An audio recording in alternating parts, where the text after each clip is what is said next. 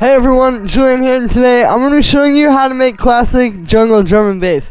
As usual, you can get this full template. It's available right at the top of the description on my website. This is a really solid template for the style. I wouldn't miss out. Grab it while it's available. Again, link at the top of the description. This really helps support me, but also it's going to help support you making your best music. You know, this is something that you can take right now and dive right in and already have some really solid sounds to work with. So yeah, click the link, dive right in, and let's dive into the video. So, here's the template. We're at 165 BPM, so a little bit slower, but that gives you that kind of more like 90s, original jungle groove versus like modern drum and bass, which is a bit more machine-like. This, you have a little bit more space in there. So the first thing we have up here actually is this pad, which is kind of like a bonus layer. It's muted.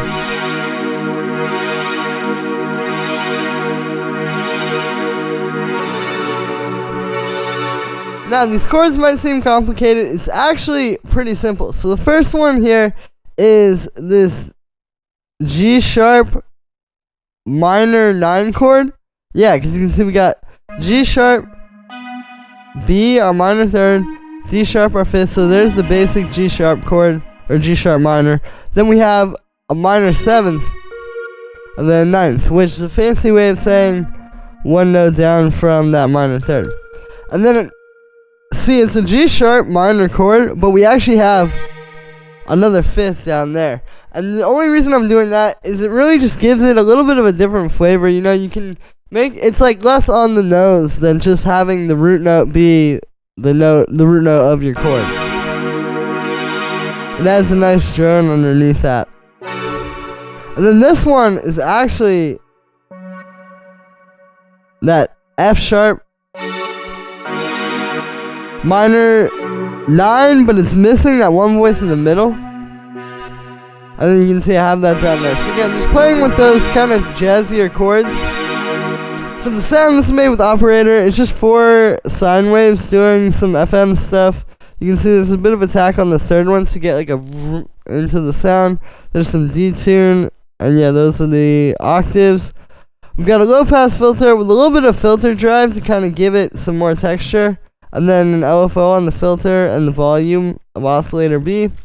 We got some chorus and reverb, and then just a high pass filter. Then we have the bass line.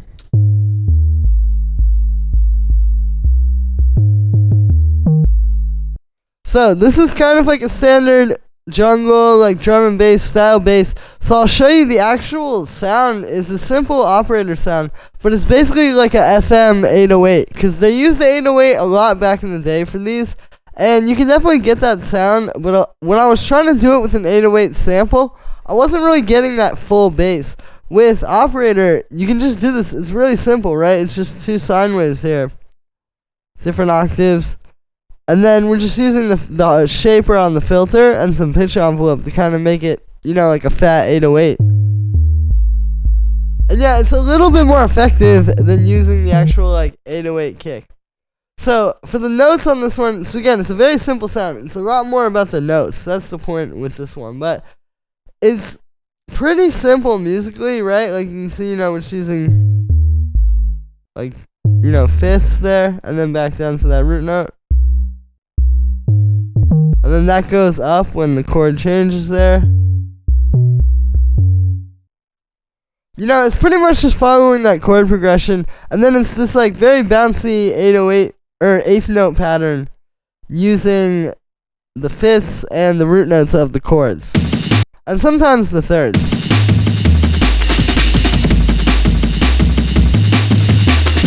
Right, it grooves really well with the break. So what I recommend doing is starting with the break, actually, with this style, and then bring in this bass line, make that pattern over top of the drums when you have them, and you'll be able to do that groove. So then we have these 2 pianos.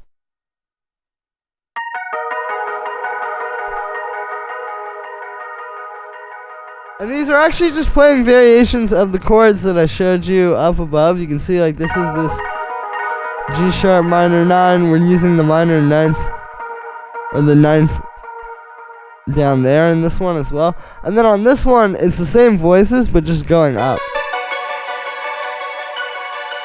And you can hear that's got that super like old school jungle sound. This is this piano sample.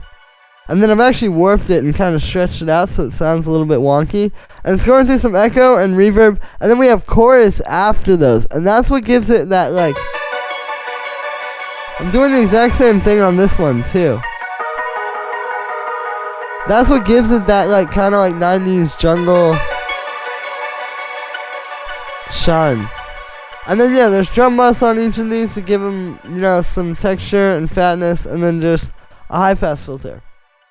Then we have some vocals.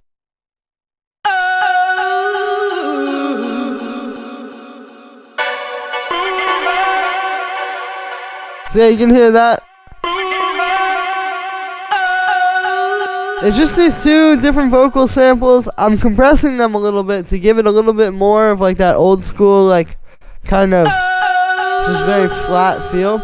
And also it helps kind of bring up the end of that sample right there. I've got some echo, and then actually a little bit of erosion to kind of give it more of that crunch.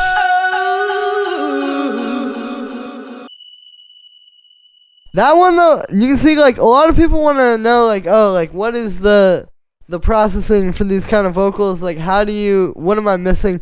A lot of times the processing you can see is like pretty simple, I guess obvious stuff if you know what you're doing. It's really just having like really good samples that work well over top of what you're playing.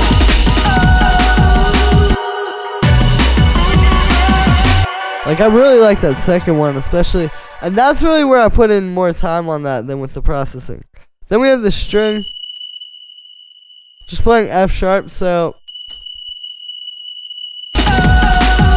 again that fits with those chords and you get this kind of like jazzy thing. This is just a string sample being looped, and then I have some chorus and reverb and then a high pass, and then the last thing we have is the break.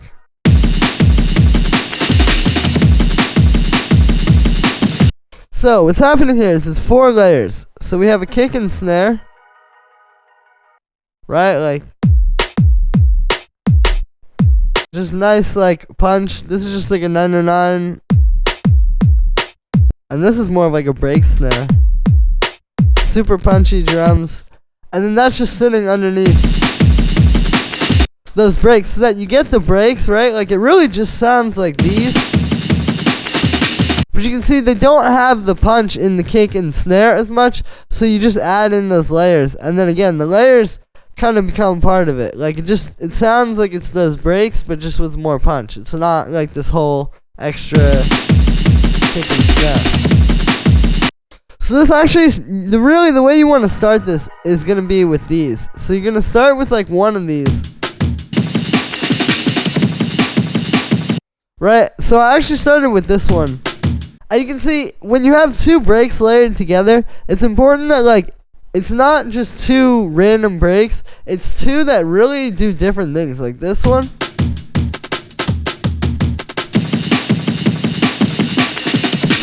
And this one, you know, this has like a lot more high end and it's kind of more like rides. This one really has those like punchy main drums. So when you put them together, you can actually hear 2 different things. And that's what you want. You don't just want to put like 2 amen breaks together, or even really like I think like an amen break and a think break, for example. I think those would clash. You really got to like pick ones that are going to fit. So you start with those, you pick them out, and then you chop them together. And the way I chop these, there's a lot of different ways to do this. You could also do this like the slice to new MIDI track way. Maybe I'll make a video about that if you guys want to know. But the way I did this here is I basically just lined these up, and then I just picked out, like, I listened and decided what, like, the pattern was going to be. And you can just do it side by side. You want to pick the breaks and then do this, because if you're sitting there picking breaks and constantly chopping, it's going to be annoying. But if you just pick the ones that you want and really, like, get that locked in, then you can actually chop these together, and then you have it. And then the kick and snare with this actually come after, usually for me, like, because you have to have the actual pattern first, but then you just add that on top. And again, keep them really clean. You know, there's really not any, like, saturation or any, like, compression on these drums, right? It's just, like, converting these to mono. There's a high pass on one of them. the kick and snare are dry, just turn it up so it's at the top of the mix.